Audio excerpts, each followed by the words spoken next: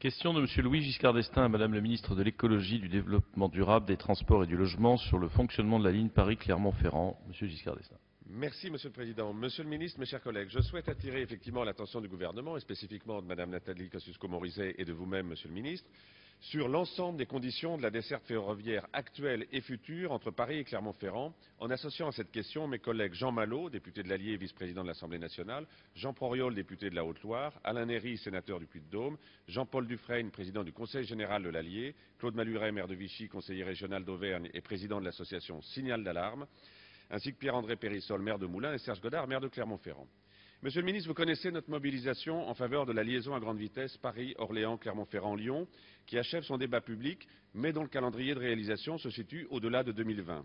Dans cette attente, l'Auvergne ne doit pas subir la triple peine: ne pas être raccordée au TGV, avoir des trains en mauvais état et arriver à la gare de Bercy.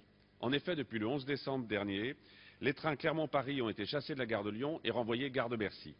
À la gare de Lyon, 5 lignes de métro, 9 lignes de bus, connexion à tous les RER, liaison vers les aéroports, des dizaines de commerces et de restaurants. Rien de tout cela, gare de Bercy, où la première station de métro est à 300 mètres. L'Auvergne a besoin de l'intermodalité. La seule ligne intercité, anciennement Théos, vous le savez, Monsieur le Ministre, rentable, c'est la ligne Clermont-Paris. L'association Signal d'alarme, qui compte 20 000 adhérents et regroupe tous les grands élus d'Auvergne et de très nombreux maires, refuse cette relégation en gare de Bercy. Outre cette décision de changement de gare, contraire aux écrits de la SNCF, la ligne est dotée de matériel de 3e catégorie. Je vous invite, Monsieur le Ministre, à faire un aller-retour Paris-Clermont en train et vous découvrirez des wagons en fin de course tractés par des motrices obsolètes. Les Auvergnats sont excédés par les retards incessants sur la ligne et les conditions d'inconfort. Par exemple, un retard de 3h30 le 19 janvier dernier a empêché les élus auvergnats de participer à l'inauguration du Salon du thermalisme à Paris. Cet état de fait est habituel, car le lendemain, vendredi 20 janvier, un autre retard de 3 heures est survenu.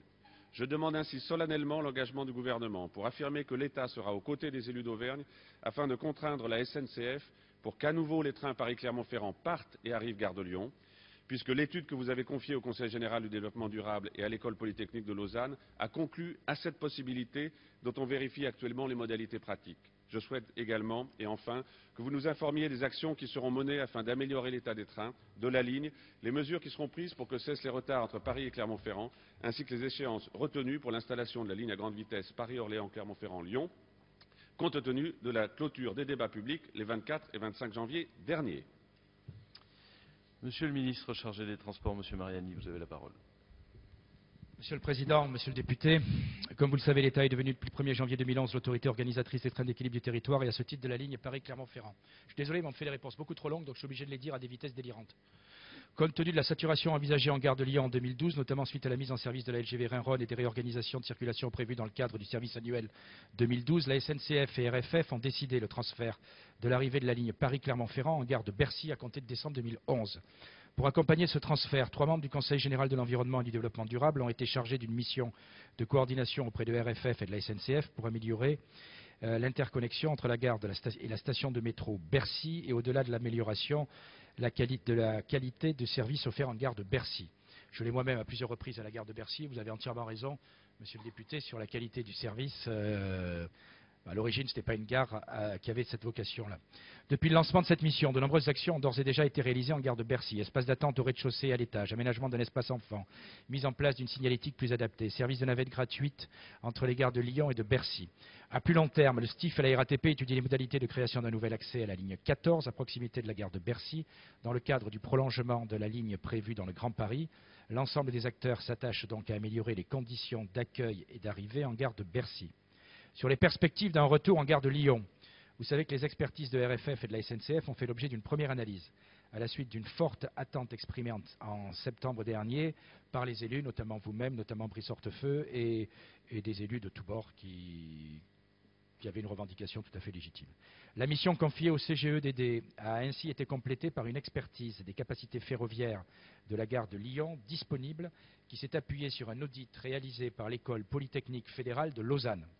Le CEGDD a rendu les conclusions de ce rapport qui ont été présentées lors du dernier comité d'Axe par le préfet de région Auvergne. Il en ressort que l'ampleur des changements d'horaire prévus dans le cadre du service annuel 2012 rendait impossible un retour en gare de Lyon à partir du 11 décembre dernier, mais qu'il convient de poursuivre les expertises pour un transfert à plus ou moins brève échéance. Un prochain point d'étape était initialement prévu à la fin du mois de mars, sur la base du résultat des travaux qui seront présentés par l'École polytechnique fédérale de Lausanne et que, bien sûr, je m'engage à vous communiquer. Je suis néanmoins bien conscient des attentes des élus sur le calendrier de remise de ces travaux et j'ai donc demandé, notamment suite à vos interventions, qu'un point d'étape puisse être fait pour la réunion du comité d'axe programmée au milieu du mois de mars. Je ne peux que vous confirmer que le gouvernement examine cette question avec la plus grande attention, dans l'objectif de trouver la meilleure solution possible au regard des contraintes techniques dans les meilleurs délais. En ce qui concerne la ligne à grande vitesse Paris-Orléans, Clermont-Ferrand-Lyon, le projet vise à diffuser la grande vitesse ferroviaire au territoire du Grand Centre de la France, en constituant par ailleurs un itinéraire alternatif pertinent à l'actuelle ligne ferroviaire à grande vitesse Paris-Lyon en voie de saturation. Le débat public organisé par la Commission nationale du débat public sur le projet s'est déroulé du 4 octobre 2011 au 25 janvier 2012. Il a permis de recueillir l'expression de l'ensemble des acteurs concernés et du public, préalablement au bilan que la Commission nationale du débat public tirera de ce débat et aux décisions que le maître d'ouvrage Réseau Ferré de France prendra à l'été sur la poursuite de ce projet. S'agissant de la problématique de l'arrivée à Paris des trains qui circuleront sur cette LGV, il n'est pas possible au stade actuel du projet, très en amont, de préciser comment seront utilisées à l'horizon de réalisation du projet, qui est, vous le savez, en 2025, les deux gares susceptibles d'accueillir des circulations empruntant cette ligne nouvelle, la gare d'Austerlitz et la gare de Lyon. Les études qui se poursuivront à cet effet devront notamment tenir compte de la saturation de ces gares et de leurs lignes d'approche, ainsi que des projets envisagés à cet horizon, comme le schéma directeur du RERC et les projets de transport du Grand Paris. Enfin, sur l'état du matériel concernant la ligne Clermont-Ferrand-Paris, là aussi, je suis moi-même allé m'en rendre compte. J'avoue que votre analyse était là pertinente et suite aux rencontres qu'on a eues avec vous-même comme avec d'autres élus, sachez que dans le cadre du renouvellement du matériel, c'est désormais l'une de nos priorités. Très brièvement, Monsieur Giscard d'Estaing. Oui, merci pour prendre acte effectivement des propos du ministre sur les trois éléments essentiels. Le calendrier pour revenir à la gare de Lyon en fonction de du résultat de l'étude de l'École polytechnique de Lausanne.